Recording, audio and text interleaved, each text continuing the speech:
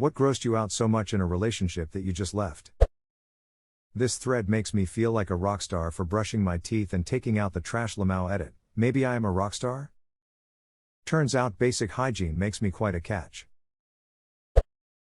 My now long since divorced ex-husband admitted to me, after a night of weeping, wailing and vodka in a desperate attempt to salvage our marriage via radical honesty, that he was so hypersexualized as a teen that he had done many suspect things. Many red flags were flown. He'd been a peeping Tom. He'd considered signing a jogger, and on multiple occasions, he had ducked his 9-year-old mare quarter horse. He took my catastrophic shocked silence as a chance to explain that he needed a step stool to get enough height for insertion. Suddenly, the dancer from the all-nude bar he'd been screwing was unimportant. She wasn't that bad, shit. I realized very quickly that I needed to have a friendly discussion with her for her safety, and I did in fact forget all about my heartbreak. The radical honesty was, in that sense, a success. Edit. When I left this here last night, I had a vague thought that this was perhaps not the best story to share, as I'd readily agreed to never speak of this to anyone in order to escape the house and the conversation. The statute of limitations on never telling anyone expired some time ago, as we have no contact. Obviously, yeah? As I put my head on the pillow, I heard my notifications going like mad, and it seems that when I break an agreement, I break that vow with a vengeance. Thank you, kind Redditors who have so generously awarded this sordid tale. I am honored by your largesse. Ah, the old admit you ducked a horse to try and save your marriage, classic. And she thought she was his main squeeze. It's a tale as old as time. Thanks for ponying up the award, anonymous Redditor. I went away with my ex and saw his toothbrush for the first time. It had black mold growing on it and the bristles were so flat the toothbrush had a middle parting. I had a conversation with him about hygiene and told him to get a new toothbrush, but when I stayed at his house 2 weeks later the cursed toothbrush was still there, so I ended it. Edit. It wasn't charcoal toothpaste. WTF, basic toothbrushes are so cheap, why would anyone keep one long enough to grow mold on it? How long do you have to keep one before it grows mold? Was he using it for other things? Have so many questions now. The mold was growing on the bottom of the toothbrush as if it had been partially submerged in water for a period of time. And he brought this on our weekend trip and put it in the little pot in the hotel bathroom. I was horrified. Getting plastic to grow black mold is a talent in and of itself. Her breath was so bad I couldn't make out with her. All I could think of was don't vomit. Edit. First date led to make out session, but alcohol was involved and either masked the smell or my horniness plus liquid courage just made me not give it a second thought. Second date we ate some super spicy curries and that either dulled my senses enough or again, my horniness, and lots of kissing breaks, got me through it and we made it to third base. My horniness prevailed. Third date, both of us just went right to my place for sex and her breath just really was unbearable. She went down on me and I couldn't perform because I was so devastated from her breath that I was just trying to not vomit.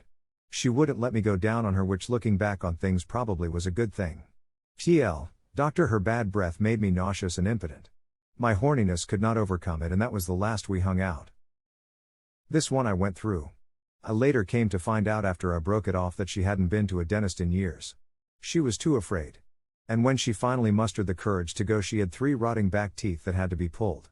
She would speak and sometimes it smelled like someone had farted in her mouth.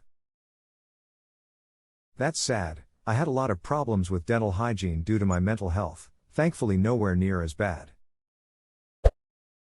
Dated a guy who said even the smell of mint would make him gag. Mint anything, ice cream, gum, toothpaste. So yeah, he didn't brush his teeth. Wouldn't hear a bar of it when I said there were non-mint toothpastes on the market. I realized after over 6 months together that he was just generally unhygienic and had a specific hang-up about brushing his teeth. He told me he had memories of his mother holding him down to forcefully brush his teeth as a child because he hates mint so much. But I have to wonder if it was always about the mint, or actually the fact that the taste of mint was the most tangible part of that childhood trauma. Sounds like a genuinely deep-rooted fear. Poor guy should see a doctor. I showered at his place after staying over and I asked for a towel. He gave me one which had literal skin flakes on. I asked for a clean one. He asked what I meant. He did not realize that you need to wash towels because they just have water on them so they clean themselves. The thought of someone saying, "What do you mean? When you asked for a clean towel," is cracking me up. To paraphrase Jerry Seinfeld, why should I have to wash my towels? When I get out of the shower I should be the cleanest thing in the room.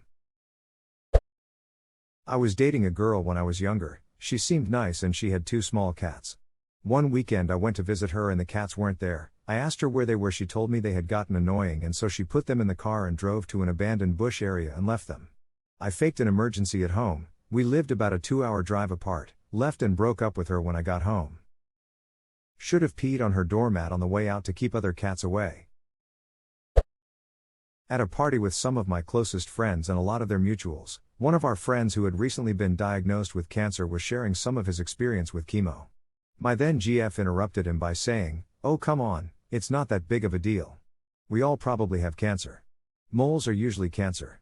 Look, I've probably had cancer in all these places on my arm where I had moles removed." There were a lot of other issues that lead to it, but I broke up with her a few days later. I was just so appalled by her lack of self-awareness. These were my friends who I had known for a decade, and she'd only known them for about a year. And we were in a small group of maybe 9 people, most of whom she hadn't even met before. It disgusted me and I couldn't spend the rest of my night near her. Ended it within the week. Reminds me of my ex-sister-in-law who had kidney cancer and was scheduled for chemo. She was desperate and having something of an emotional breakdown. Her sister's boyfriend was a healer. He gave her reassurance and said, "I've had kidney cancer too, and I healed myself with positive thought." She canceled her chemo, then he persuaded her to drive to see him once a week, 7-hour round trip each time, paid him a lot of money for him to ring some temple bells and chant, etc. until one day she collapsed in pain, pissing blood, rushed to the kidney removed within a couple of days, thank goodness it hadn't metastasized. When she came to her senses and confronted him, it turned out he'd never had kidney cancer, it was a metaphor. 15 years later the sister is still with that ducking guy, and they are estranged from the rest of the family. Former friend yelled at someone for putting all that poison in your body. Stop it now. First of all, go to Whole Foods and get a shot of wheatgrass. At the news that he was undergoing chemo. Luckily the patient was a med student and being treated for non-Hodgkin's lymphoma. He didn't even flinch or blink. The number of people who told my dying husband to quit the chemo, he needed a natural diet and sativa oil infuriating. And when he died it was because he hadn't listened to them, not because of the cancer. I cut them all out. Good riddance to those assholes. Took an old GF to a Super Bowl party with my family. We leave, she asks me if I've ever messed around with my niece. Ghosted her quickly. Holy shit bro. When she was so insistent about not using a condom during sex and when we were just going about our daily lives she would constantly talk about how much she's always wanted kids all for herself. We were 18 at the time. I left her in the dust so quick. Left a girl like this who would always try to go from BJ to on top without a condom. Just hoping I'd get caught up in the moment. Always talking about wanting kids and acting like it wasn't on purpose. When they sent me videos of them cutting themselves cause I accidentally fell asleep for 2 hours and they were convinced I just stopped liking them and they wanted to kill themselves. Cause I took a nap. Bive duck no for me man. The swastika I found under her left tit. What a sentence. Crying if I didn't have sex with him. Needing to be touching me constantly and eventually threatening to kill himself when I tried to break up with him. The guy texted and called for about 5 years afterwards, we dated for like 2 months. Asked me had I ever attempted to seduce my stepdad, who had been in my life since I was 8. I was 18 at the time. I just looked at him in bafflement and horror before asking him had he ever attempted to duck his adopted sister? He responded with disgust and yet still couldn't see that he had asked me something horrific. Same dude also said he didn't think anyone was really bisexual, they're just cowards who won't properly come out. When I asked him had he forgotten that I'm a bisexual woman, he smiled and said nah, I'll fuck you straight. All this said within a month of us getting together. He's an ex for a reason.